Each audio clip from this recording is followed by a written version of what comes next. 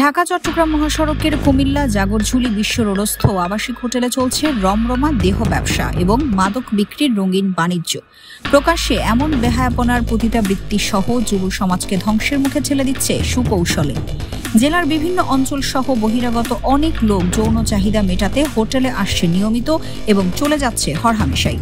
Hotel কর্তৃপক্ষের কাছে হালাল ব্যবসায় পরিণত হয়েছে সমাজ ধ্বংসের মতো এই জঘন্য অপকর্ম। বেশ কয়েকবার অভিযান চালিয়ে সিলগালা করলেও সপ্তাহ না যেতেই পুনরায় শুরু হয় তাদের অপকর্ম। হোটেলের সামনে চেয়ার পেতে বসে কাস্টমার ডাকছে দলবদ্ধভাবে। স্কুলের ছোট ছোট বাচ্চাদের হাতে ধরিয়ে দেওয়া হচ্ছে সুলভ মূল্যে পতিতা পাওয়ার টোকেন। এসবের বিরুদ্ধে ধারাবাহিকভাবে সাংবাদিকরা সংবাদ প্রকাশ করলেও ফলাফল মিলেনি কখনো, বরং হেনস্থার শিকার হতে হয়েছে সাংবাদিকদের।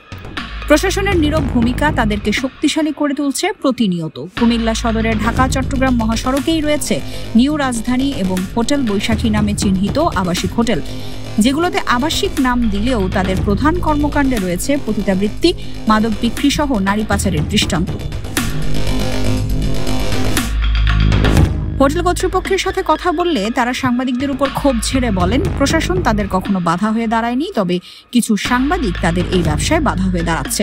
মাসোহারা দিয়ে প্রশাসন সহ বেশ কিছু অপেশাদার কথিত সাংবাদিক তারা আয়ত্ত করতে পেরেছে, তবে পেশাদার কিছু সাংবাদিক রয়েছে তাদের টার্গেটে। কুমিল্লা ৪ আসনের সাংসদ আবুল কালাম আজাদের নাম ভাঙিয়ে প্রকাশ্যে এমন মাদক সহ দেহ ব্যবসার মতন জঘন্য কাজ করে যাচ্ছে নির্ভয়ে। দেবিদ্বারের সাংসদ আবুল কালাম আজাদের কর্মী হিসেবে পরিচয় দিচ্ছে পতিতাবৃত্তি পেশায় নিয়োজিত এসব দালালেরা, যা সমাজের চোখে লজ্জার বিষয় হয়ে দাঁড়িয়েছে। কুমিল্লা কোটবাড়ি বিশ্ব রোড এলাকায় স্থানীয় একজন বৃদ্ধ লোক হোটেল মালিকদের এমন অপকর্মের কথা বলতে গিয়ে আবেগ আপ্লুত হয়ে দুহাত তুলে তাদের হেদায়েত কামনা করেন এবং তিনি এসব বন্ধ করতে দায়িত্বশীল ঊর্ধ্বতন কর্মকর্তাদের দৃষ্টি আকর্ষণ করেন। এছাড়াও জনপ্রতিনিধিগণ নিজ নিজ অঞ্চলে সমাজ রক্ষার্থে যেন এগিয়ে আসেন সেই অনুরোধ করেন। নিউজ ডেস্ক, কুমিল্লা ক্রাইম বার্তা।